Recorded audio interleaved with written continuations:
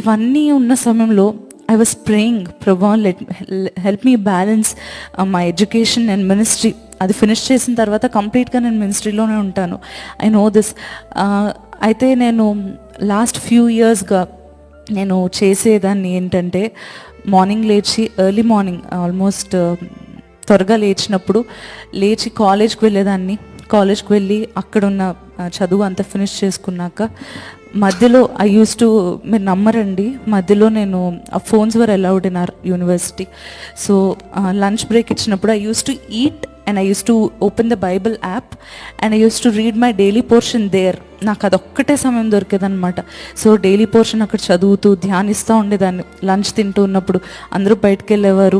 I'm not saying this because I'm special or something, కానీ మనలో ఆ యొక్క ఆశ, ఆ జీల్ ఉన్నప్పుడు నేను నా జీవితాన్ని దేవునిలో కట్టుకోవాలి, నేను నా జీవితం దేవుని కోసం వాడాలి,